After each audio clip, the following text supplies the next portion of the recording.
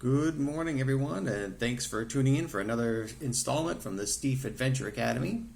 Today we're going to be revisiting our EDC loadout for 2021. There have been some revisions, changes, that kind of thing, and so we thought we'd kind of highlight those and talk about what the differences might be. So some of the things that have stayed the same, we're still using the same belt. If you haven't seen this yet before, this is the Bison Tools buckle. This has a variety of opportunities. Not only can you see that it's scaled for measuring in imperial and also in metric, but it normally comes on a nylon webbing, but we've upgraded with the help of our friends at Fisher Custom Leather to an over-length leather strop that we also carry all the time. It's got a variety of nice tools. You can see that there's a number 2 Phillips, a variety of metric sizes. Let's see if we can get that. There we are, metric sizes, and also imperial. Bottle opener, flat screwdriver or pry bar, and a more substantial pry edge there as well. How useful is this? Well, it'll definitely hold your pants up. The nice thing about this particular buckle is it doesn't create any holes in your leather belt, and you can go as long as you like. So this wraps around and then some. The point there being to make it a little easier to use it for other things. Because of the nature of the pass-through, you could use it for first aid if you needed to hold something in place as a strap. It can be made small enough to go around a wrist or any other appendage. It'll also clearly fit around your waist. Just a really nice potential tool for a variety of opportunities. And of course, we hope we never need it. Although it did make a really great wrench when the leveling chains on the trailer we were hauling slid up the rail into a place where the wrench that we had would no longer fit. I was able to loosen those, put the anchors back where they needed to be, and get them tightened down enough to get us to our destination with the buckle on your belt. Pretty fun. Things that are still the same. Let's see. Well, our key solution is not the same. So, beard balm, that sort of thing, we're making that ourselves.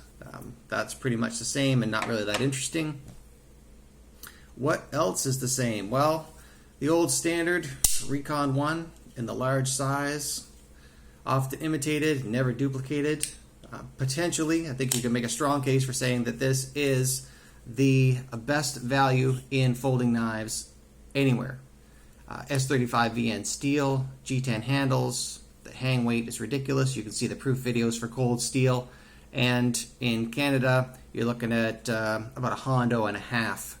And this will go head-to-head with knives at $300 and even $400 very easily.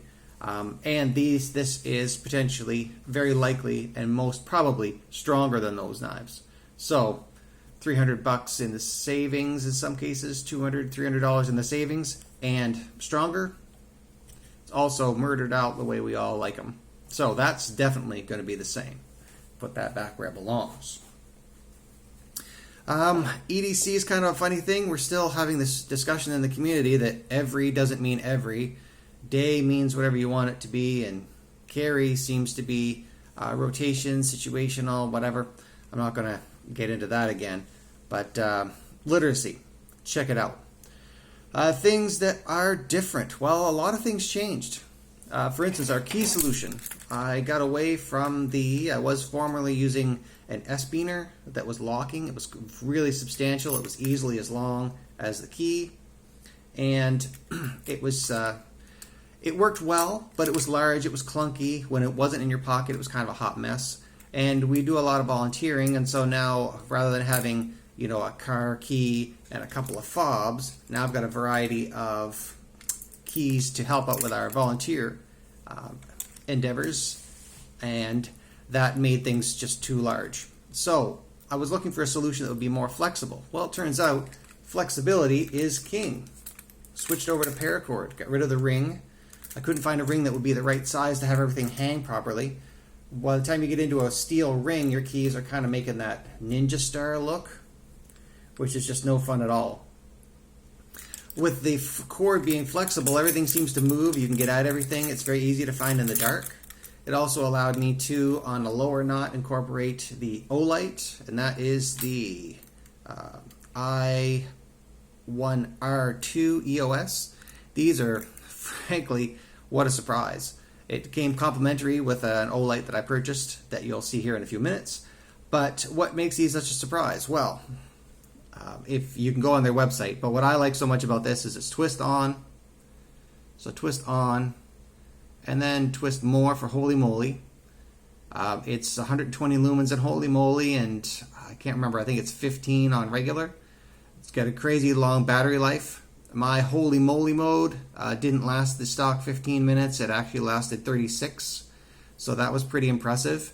And the USB charging is in the light itself, so you just open it up the rest of the way. There's nothing really difficult or hard about it. Things to like about this light: it's light, it's simple, it's cheap, it's easy to use. It doesn't have 100 modes you have to program with a laptop. It doesn't have any proprietary cords you have to worry about losing or having with you. Very, very simple. Olight, I would have to say, the reason I went with Olight is because they are definitely kissing it. Keep it simple, silly. It's just very easy. The other thing that I've added that was kind of a whim, but I'm really enjoying, is the Tanium. This is the largest carabiner they make. As you can see, compared to the Olight, it is quite demure. I thought it would be larger. However, I don't mind that it's not larger. It's really nice on the keys. It doesn't have that clunky clunk. It's so light you don't really care that it's there, and it's still got that clippability. And I'm just trying out a variety of knots and configurations. One of the other things that's nice about having your keys on a cord is you can isolate the light and the carabiner from your keys, so it doesn't have to be all that hot mess all rolling around on that same thing. One other thing I'll say that you've probably heard me say before is that if you've got one of these Kia keys with the magical button that stands very proud, do be careful, because you can very easily, with whatever's next to it, in this case a small pry tool that was gifted to us, it's been modified, polished out, and also grounded down at that flat side. It wasn't actually a screwdriver, it was full width, so we've modified that using some of our knife modification techniques to make it into a real pry bar and tool, and then of course, like I say, polished it out. But what would happen is the pressure from that, you sit on it, it pushes the button, and the fob, which you have to have in order to drive the car, it has no keyhole, no provision for anything else. The key fob falls off at the beach, drops down between the rocks. Praise the Lord we were able to find it, because without divine intervention it would have been lost forever, and we would have been stranded. Yeah, not fun. Stupid design. Come on, guys. Kia. Let's get it right, guys. So, modification with some tape around it to just kind of hold the whole thing and defeat that purpose. So, key solution. This is actually working out. It looks kind of, I thought it was kind of silly in the beginning, but I'm liking the functionality so much, I'm going to stick with it.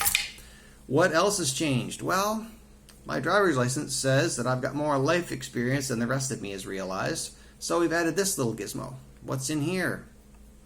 Well, +2 magnification glasses.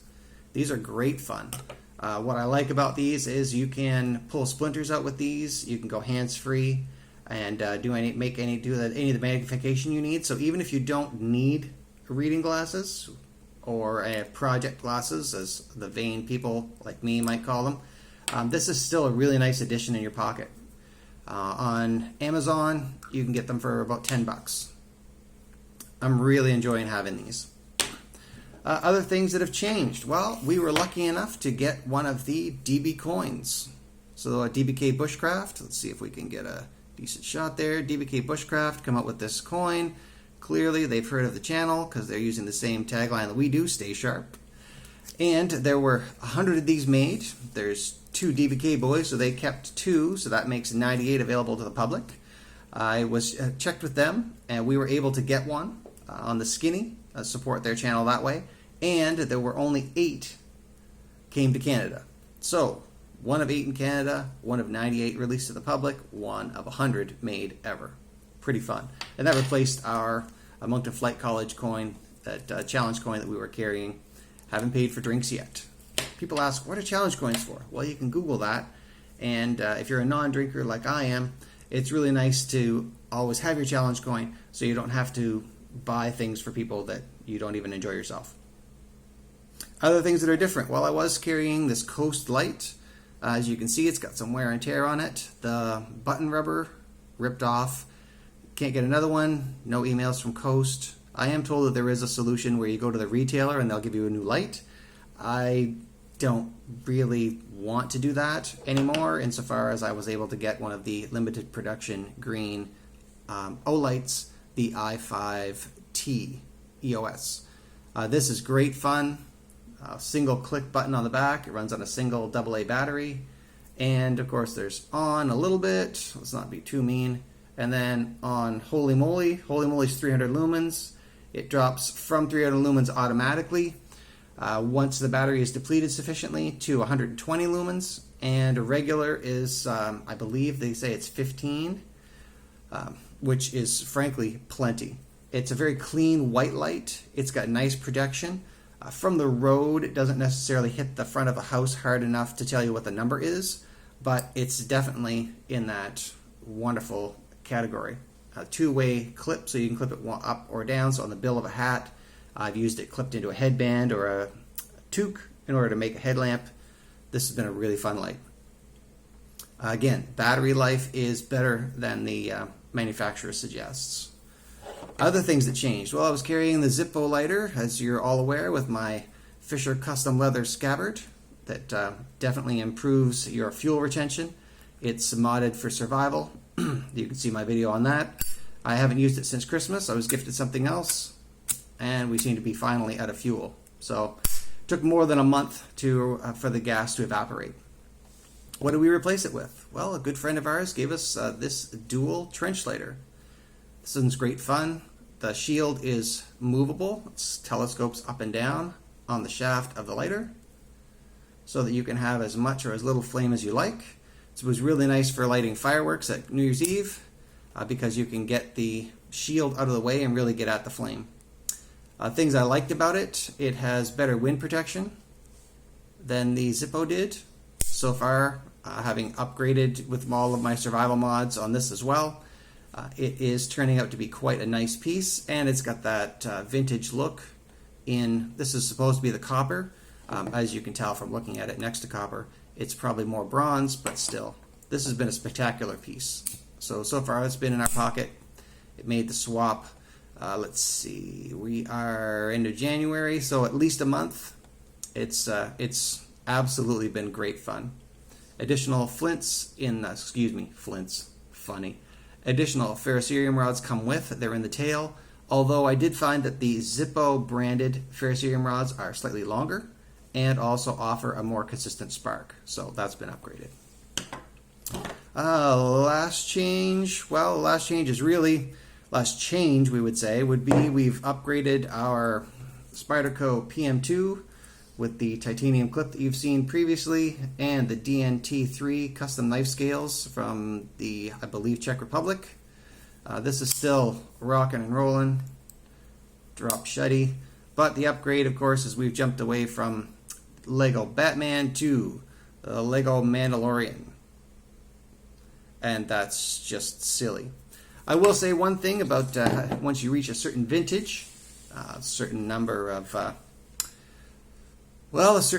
birthdays, if you're still having those, may have come and gone. But it's nice to be able to put frivolous, silly children's toys on your, who knew it was going to be that, get that far out of hand, PM2, and be old enough not to care that people think it's silly. Other things we've done is we've upgraded the patina a little bit. Was really enjoying the natural patina of the copper. It's hard to see all the color, but I was looking for that extra color that I wasn't going to get probably for, well, conservative estimate was about 20 years, so a pair of decades seems like a long time to wait. So a little ammonia and a little YouTube University degree in copper patinology, and we were able to get it more in the family where we wanted it. Really good fun. So thanks so much for playing the game with when it comes to the everyday carry upgrade. So we've taken out the Zippo and put in the dual because it was a gift. I bought this for me, although I really missed that leather. It's so nice in the pocket. It took on such a beautiful patina, just that the personality of the leather, the feel of the leather, the smell of it. I really miss it. But this was such a thoughtful gift. It's really cool. It's got a little bit, it's a different kind of fidget. Just fun. The light, what an upgrade. Glasses, again, I can't tell you. We're looking forward to trying to start a fire with them. And the 1 in 100 DB coin. This definitely was a great Christmas season. I hope your Christmas season was at least as good as ours. And that brings us to the end. So, stay safe, stay sharp, and thanks so much for being part of the Stief Adventure Academy family. Don't forget to like, share, subscribe, and all that other wonderful stuff. We're up to 45 subscribers right now, and we're really enjoying that. Comments are always welcome as well. Feel free to tag us in whatever you're doing. Thanks for joining us.